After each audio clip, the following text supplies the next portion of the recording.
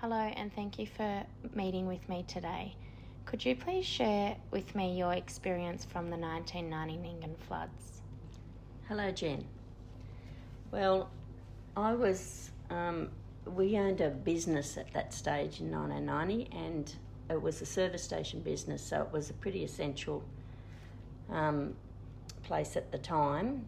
So on the day of the floods, when the actual broke, my husband was out helping with the sandbagging, and my son, who wasn't very old at the time, he was over with my mum and dad being cared for, and I was trying to run the business on my own, and everyone was in a big panic because they needed to get all their fuel and food and cigarettes and everything before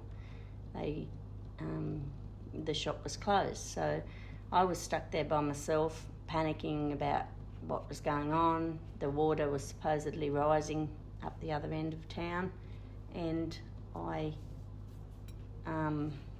ended up saying, look, I've just got to shut the shop, I've got to go home to my son, and then everyone was racing around town worrying about all this water coming. So we closed the shop and put everything up as much as we could, and which was a waste of time because the floodwaters got up to about 1.5 metres deep all through our shop and the bowsers and everything like that. So it was a pretty stressful time. Then we went and got my son. My husband ended up finding us, and then we had to worry about our own home, which in the end didn't get any water in it, but we expected it to get up to a couple of metres in it as well. So we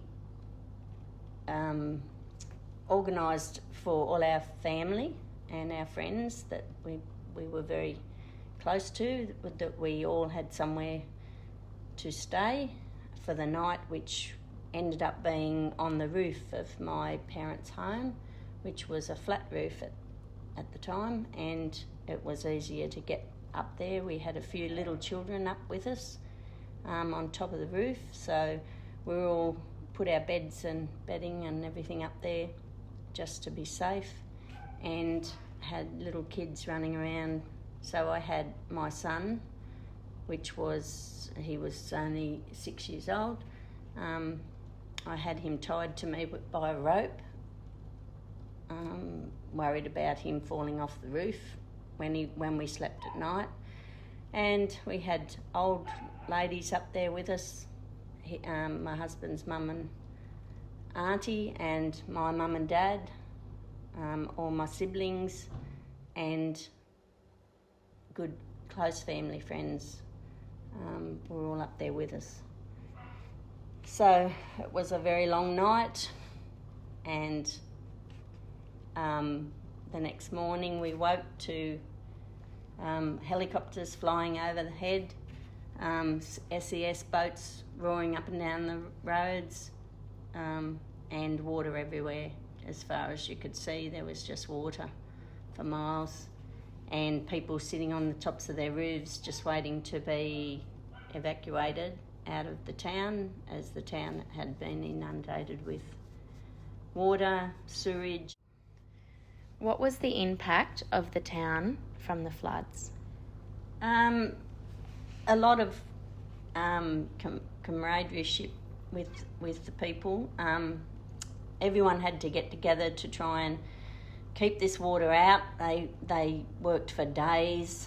I went and helped with the food to keep the men out on the levee banks at night, trying to keep them fed, and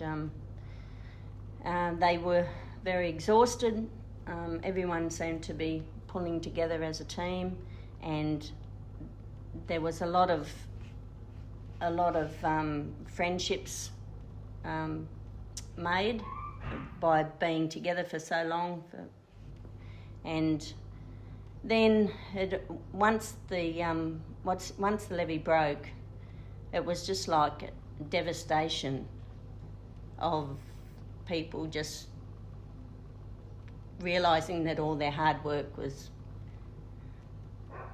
to no avail, and then everyone had to just race back to their own families to make sure they were safe.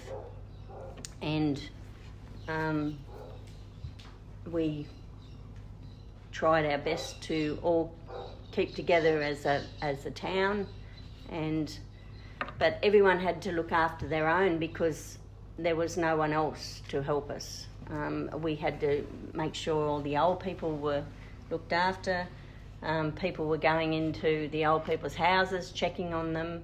One old couple was standing on top of their bed, and they were in their 90s, and they were standing on top of their bed up to their necks in water, expecting to die.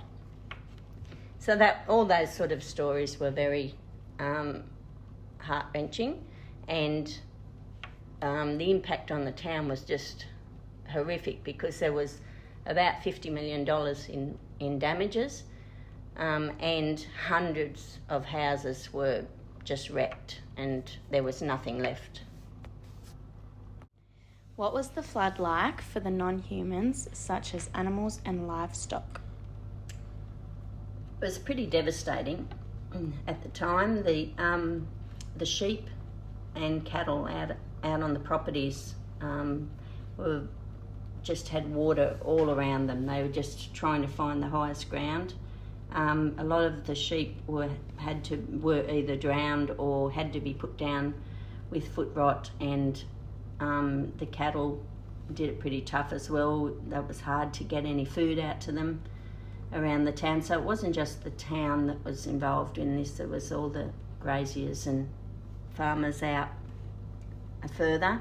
But when the water come into the town, the animals that people had at their houses and that, if they were off they're out of their cages or off their chains or whatever they were at, they found higher places, and there were people, a few men that went around straight away after the flood and found these animals, dogs, cats, birds, whatever there was, and put them in their boats and took them to the highest point, which was probably the railway station. They had a